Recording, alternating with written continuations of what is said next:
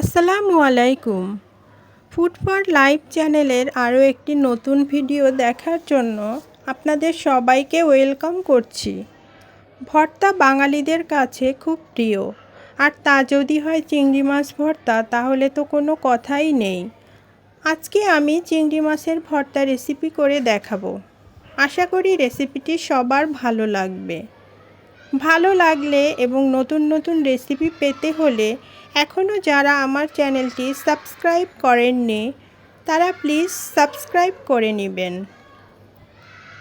রেসিপিটিতে একটি like, comment এবং friends ও ফ্যামিলির সাথে শেয়ার করবেন।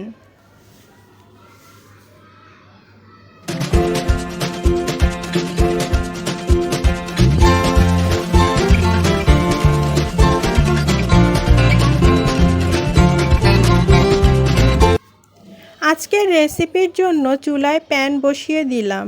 প্যান গরম হলে এতে 1 টেবিল চামচ সরিষার তেল দিয়ে দিলাম। সরিষার তেলের ভিতরে 6-7টি শুকনা মরিচ দিয়ে দিলাম।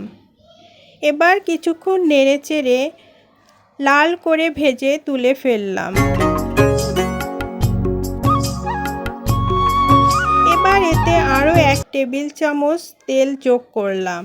এবার ওই তেলে আগে থেকে মোটা করে কেটে নেওয়া 1 কাপ পেঁয়াজ কুচি দিয়ে দিলাম। এবার এর ভিতরে 5-6টি রসুন কোয়া দিয়ে দিলাম। এগুলোকে হালকা ভেজে নিব। একেবারে ডিপ ফ্রাই করা যাবে না, তাহলে কিন্তু ভর্তার টেস্ট ভালো আসবে না। রসুন পেঁয়াজের ভিতরে 5-6টি কাঁচামরিচ দিয়ে দিলাম। কাঁচামরিচের কারণে ভর্তার টেস্ট অনেকটাই বেড়ে যাবে। আর আপনারা অবশ্যই চেষ্টা করবেন সরিষার তেল ব্যবহার করতে। সরিষার তেল ভর্তায় একটা অথেন্টিক ফ্লেভার নিয়ে আসে। সবগুলো হালকা করে ভেজে তুলে ফেলব।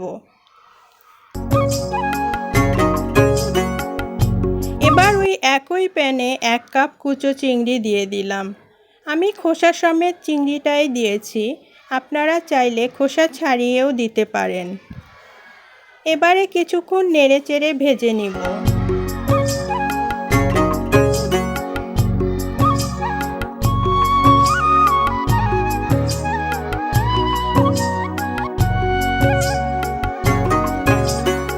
কিছুক্ষণ ভাজা হলে এবার এতে 1 চিমটি হলুদ গুঁড়ো দিয়ে দিলাম।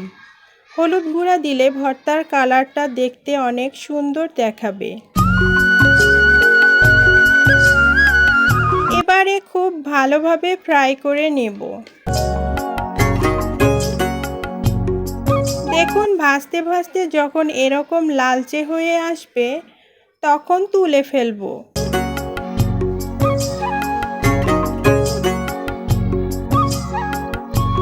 এবার ভর্তার জন্য ব্লেন্ডার জার নিয়ে নিলাম। এখন প্রথমে চিংড়ি ফ্রাইগুলো দিয়ে দিলাম। এরপর এতে পেঁয়াজ রসুন ভাজা দিয়ে দিলাম। এবার এতে শুকনা মরিচ ভাজাগুলো দিয়ে দিলাম। এবারে সবগুলো উপকরণ ব্লেন্ড করে নিব। আপনারা চাইলে শিলপাটাতেও বেটে নিতে পারেন।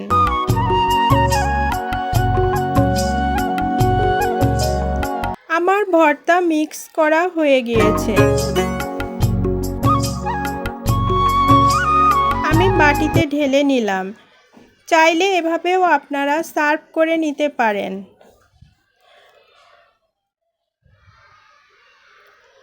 আমি হোটেলের মতো গোল গোল করে সার্ভ করব, তাই হাতে একটু সরিষার তেল মেখে নিলাম।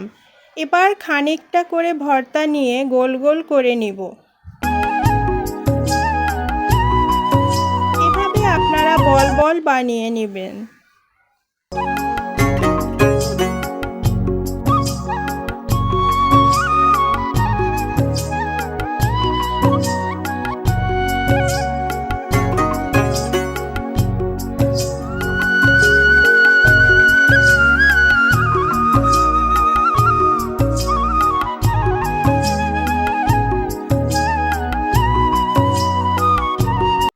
আমার ভর্তা অলমোস্ট রেডি।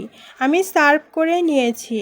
আমি আমার মতো সার্ভ করেছি, আপনারা যার যার পছন্দ অনুযায়ী করবেন। উপর থেকে কিছু ধনেপাতা কুচি ছড়িয়ে দিলাম। দেখুন দেখতে কতটা লোভনীয় দেখাচ্ছে।